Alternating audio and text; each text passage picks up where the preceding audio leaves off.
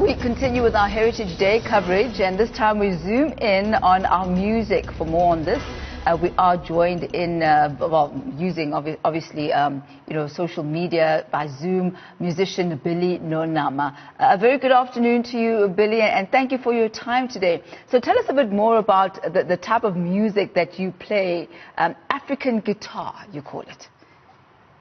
Yes. Ooh.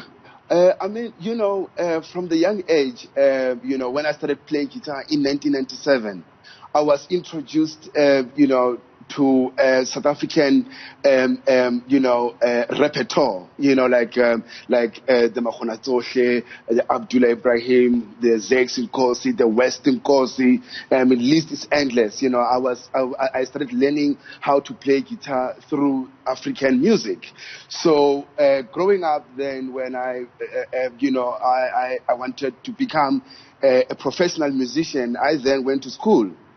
So then when I get to school, I'm already, influenced by different styles of music, from Western jazz, like the Coltrane, the Miles Davis, even pop music. So I was influenced by different kind of music. So if I were to answer you in short, I play different kind of music, but I'm so much fond with our heritage music because I believe that it is very important for one to experiment with, yeah.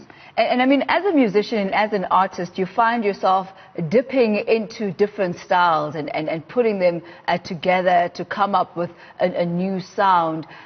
Do you believe, just looking at South African music right now, especially when you look at indigenous instruments that are being played, that we've managed to come up with a new indigenous sound that merges the past with the present?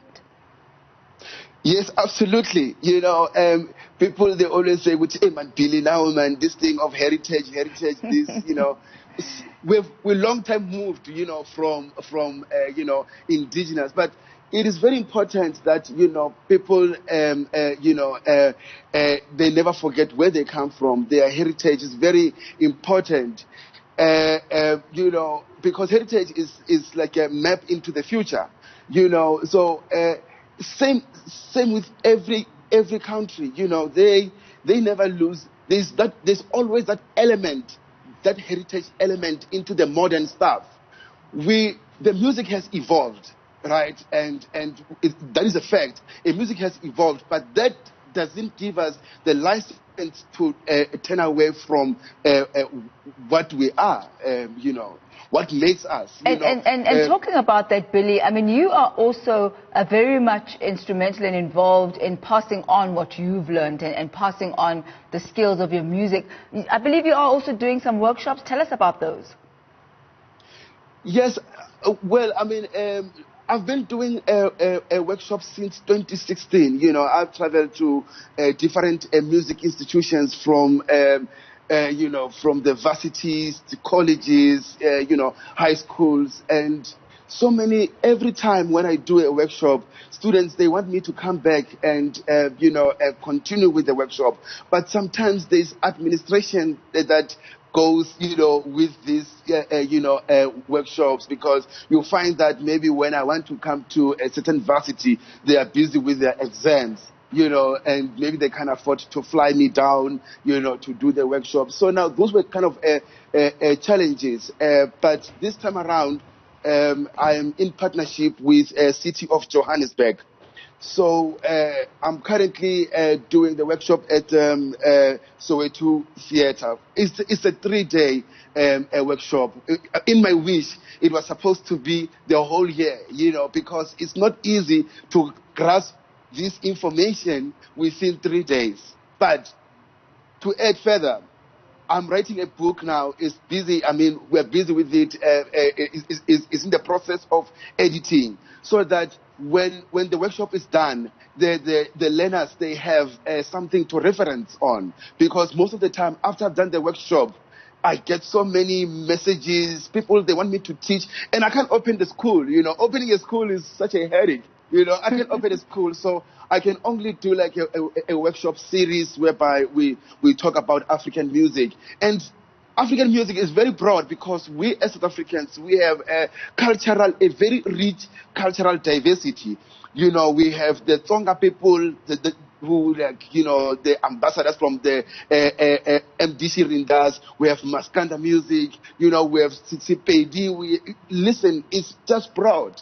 You know, so. Okay. Now, as far as the music, you spoke about indigenous music there. I mean, we heard the president today, you know, talking about Amapiano. We've seen the craze of Jerusalem. Where does this quote-unquote, you know, new sound fit in with the old? These things, you know, I'm not a fan of that Mapiano thing. First of all, I don't think that is authentic. You know, it's a microwave music. It's music that is made for 2 minutes. You know, I can't be hyped by that because you know, you know. No, I can't. I don't see it. I don't see it anywhere fitting with heritage. So do you? Because is the content, you know what I'm saying, in it. What is the content in it? I mean, is the music that was made by computer.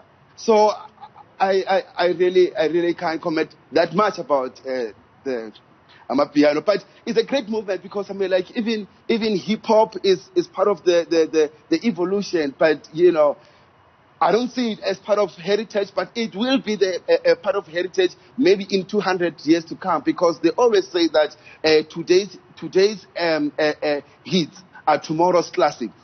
Well, I must say, Binnie, thank you so much for deliberating on that. And I like the fact that you say it may not be part of our heritage now, but 200 years down the line, perhaps for that generation, it might be.